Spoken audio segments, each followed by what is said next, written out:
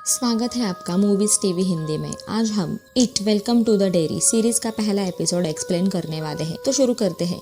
Episode के शुरुआत में हम देखते हैं एक फिल्म थिएटर को। साल चल रहा होता है 1962। थिएटर में लोग मूवी देख रहे होते हैं। वही एक छोटा लड़का भी होता है जिसका नाम मैटी होता है। छोटे बच्चों को थिएटर में अलाउड नहीं होता, इसीलिए मैटी छिपकर पिक्चर देख रहा होता है। लेकिन तभी थिएटर का मालिक उसे ढूंढ लेता है। मैटी उसे देखकर थिएटर भागकर बाहर आ जाता है और कटआउट के पीछे छिप जाता है। थिएटर के मालिक की बेटी रॉनी ने उसे छिपते हुए देखा होता है। थिएटर का मालिक उसके पीछे बाहर आता है और अपने एक दोस्त को बताता है कि वही क्लीमेंट का बेटा था जो इस हफ्ते तीसरी बार छिपकर घुसा था। फिर वो अपनी बेटी रॉनी से पूछता है कि तुमने अपने ही जितने छोटे बच्चे को यहाँ देखा? तो रॉनी मैटी को देखते हुए बोलती है कि हाँ देखा है, लेकिन वो दूसरे रास्ते से भाग गया। फिर वो दोनों वहाँ उस लड़के के पीछे चले जाते हैं। उनके जाते ही मैटी थिएटर से बाहर निकल जाता है। मैटी रास्ते से चल रहा होता है। रात होती है और बर्फबारी भी हो रही होती है। वो जिस रास्ते से जा रहा होता है वही एक बोर्ड होता है जिसपे लिखा होता है वेलकम टू डेयरी माइन। मैटी बोर्ड को देखता है और फिर एक कार से लिफ्ट लेता है। कार के अंदर एक प्रेग्नेंट औरत, उसका पति और उसकी एक बेटी और बेटा, ऐसे 4 लोग होते हैं। मैटी पीछे के सीट पर बैठता है। उनका बेटा और बेटी बैठी होती है। वो आदमी मैटी से घर का पता पूछता है तो मैटी उन्हें बोलता है कि डेयरी के अलावा कहीं भी। औरत बोलती है कि हम पोर्टलैंड जा रहे हैं, तुम सही गाड़ी में बैठे हो। गाड़ी चलने लगती है। उसका बेटा हर शब्द की स्पेलिंग के साथ बात कर रहा होता है और फिर मैटी देखता है कि कार वापस उसी बोर्ड के बाजू से गुजरती है। वो देखकर उन्हें बोलता है, पर वो चारों बहुत अजीब बर्ताव करने लगते हैं, जोर जोर से हंसते हैं और बड़बड़ाते हैं। मैटी घबराकर उन्हें गाड़ी रोकने बोलता है, पर वो कुछ रिएक्ट नहीं करते। मैटी स्टीयरिंग को पकड़कर घुमाने की कोशिश करता है, पर वो आदमी मैटी को ढकेल देता है, जिससे मैटी का धक्का उस प्रेग्नेंट औरत के पेट को लग जाता है। फिर वो औरत बोलती है, मेरे पेट में दर्द शुरू हो गया है, लगता है बच्चा आने वाला है। वो वही बच्चे को जन्म दे देती है। कार रुक जाती है। मैटी सीट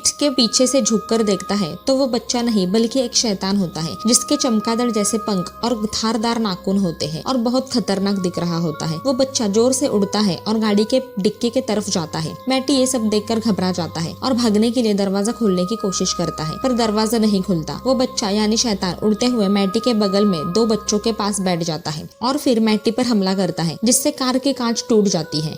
और फिर कहानी 4 महीने बाद यानी अप्रैल 1962 पर शिफ्ट होती है, जहां एक प्लेन जो यूएस आर्मी का होता है वो अपने बेस पर लैंड करता है, जिसमें से मेजर हेनलॉन और कैप्टन रूसो आते हैं, जहां कर्नल उन्हें रिसीव करने आते हैं। और फिर वो तीनों जीप में बैठकर हेडक्वार्टर जाते हैं। कर्नल हेनलॉन को बोलते हैं कि आप कुछ ही समय के लिए रहेंगे, तो मेजर हेनलॉन बताते हैं कि मैंने घर रेंट पर लिया है, मेरी फैमिली आने तक काम पूरा हो जाएगा। और बोलता है कि और अब मैं परिवार के साथ आराम की जिंदगी जीना चाहता हूँ। कर्नल उन्हें बोलते हैं कि इसके लिए डेयरी बिल्कुल सही जगह है। फिर कहानी शिफ्ट होती है डेयरी हाई स्कूल, जहां हम देखते हैं लिली नाम की एक लड़की, जिसका स्कूल में सब मजाक उड़ा रहे होते हैं, पर उसकी एक दोस्त उसके साथ होती है। वही टेरी और फिल 2 दोस्त होते हैं जो एक दूसरे के साथ बात कर रहे होते हैं, जिसमें फिल जो होता है वो हमेशा कुछ अजीब बातें करता है, जैसे वर्ल्ड वॉर 3 होगा, एलियंस हमला करेंगे। यह यूएस एयर बेस पर मेजर हेनलॉन और कैप्टन रूसो बाकी साथियों से मिलते हैं, जहाँ मेजर हेनलॉन को एक आदमी कुछ गड़बड़ लगता है। मेजर उसके पास जाकर उसे बोलते हैं कि अब से मैं तुम्हारा बॉस हूँ, मुझसे ठीक से पेश आओ। रात को टेरी के घर पर टेरी पढ़ाई कर रहा होता है। वही फिल भी उसके साथ होता है।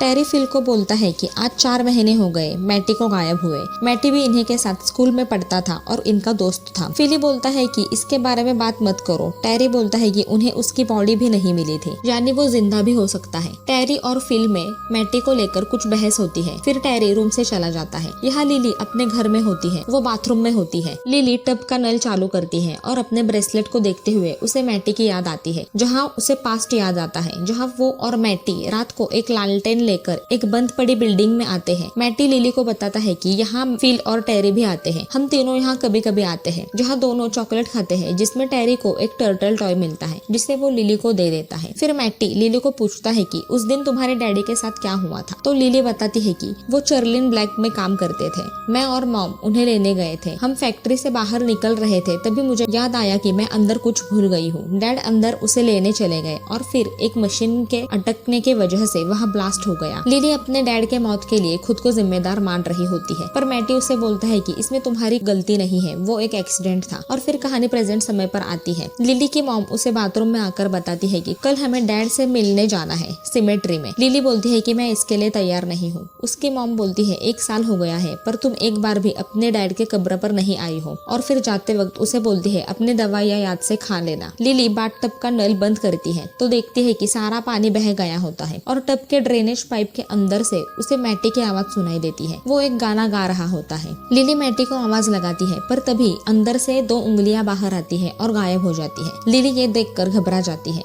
अगले दिन लिली टेरी और फिल को मिलती है वही बंद पड़ी बिल्डिंग के पास। फिर वो तीनों बिल्डिंग के ऊपर जाते हैं। लिली ड्रेनेज पाइप से मैटी के आवाज के बारे में टेरी और फिल को बताती है। बोलती है कि तुम तो उसके दोस्त थे ना, पर वो बोलते हैं कि ये सब तुम्हारा वहम होगा क्योंकि ये सब अजीब है और मुमकिन नहीं। लिली वहाँ से चली जाती है। फिर रात को टेरी के घर में टेरी अपने मॉम डैड और भाई के साथ खाना खा रहा होता है। टेरी के पापा बहुत स्ट्रिक्ट होते हैं। फिर टेरी अपने कमरे में सोने जाता है। वो एक कॉमिक बुक पढ़ रहा होता है। तभी कमरे की लैंप अपने आप बंद हो जाती है। टेरी फिर से उस लैंप को चालू कर देता है लेकिन फिर से वो लैंप बंद हो जाती है। टेरी लैंप को चालू करता है लेकिन लैंप में अचानक एक चेहरा उभर कर आता है और गाना बजने लगता है। टेरी ये सब देखकर घबरा जाता है और बेड पर से नीचे उतरकर एक टेबल के नीचे छुप जाता है। वो लैंप लुढ़क कर नीचे टेरी के पास पहुंचती है। टेरी घबरा कर हाथों से अपने आंखें बंद कर लेता है और जोर से चीखता है और फिर वापस देखता है तो सब कुछ ठीक होता है। अगले दिन टेरी फिल और लिली को वही बिल्डिंग के ऊपर अपने साथ जो हुआ उसके बारे में बताता है। टेरी की तबीयत ठीक नहीं होती। फिल बोलता है कि मुझे लगता है कि अगली बारी मेरी है। लिली बोलती है कि हम इस बारे में किसी को नहीं बताएंगे जब तक हमें मैटी के साथ क्या हुआ वो पता नहीं चलता। लिली बोलती है हम इस बारे में पता करेंगे। फिर वो तीनों लाइब्रेरी में जाते हैं जहाँ वो तीनों पुराने अखबार में पढ़कर मैटी के गायब होने की खबर ढूंढ रहे होते हैं। फिल अपने साथ अपनी छोटी बहन को भी लेकर आया होता है क्योंकि घर पर कोई भी नहीं होता।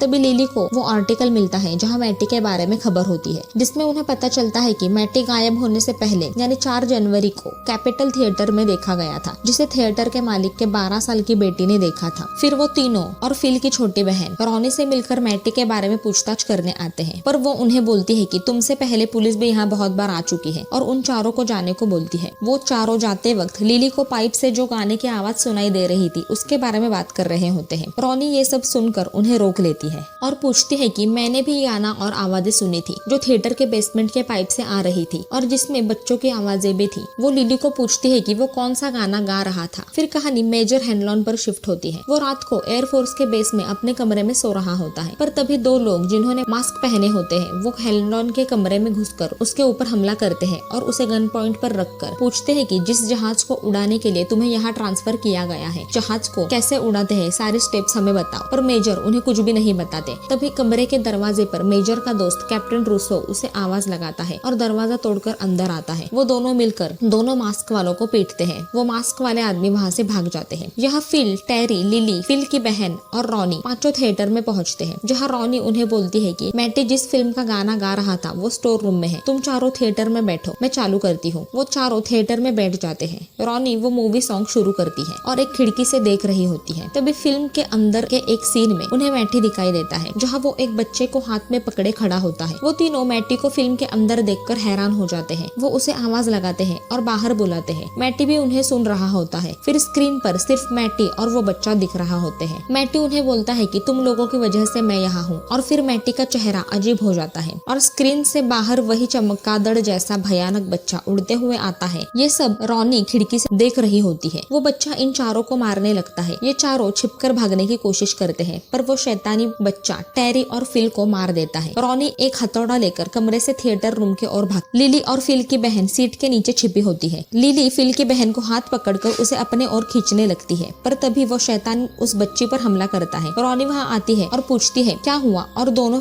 हॉल से बाहर भाग जाते हैं और दरवाजा बंद कर लेते हैं। रॉनी लिली से पूछती है कि उन लोगों के साथ क्या हुआ तो वो बताती है कि उसने उन सबको मार डाला। फिर वो अपने हाथ में देखती है तो फिल के बहन का कटा हाथ लिली के हाथ में होता है और फिर वो जोर से चीखती है। यही एपिसोड 1 खत्म हो जाता है। एपिसोड 2 देखने के लिए हमारे साथ बने रहिए और चैनल को सब्सक्राइब जरूर कीजिए। तो मिलते हैं अगले एपिसोड में। जय हिंद।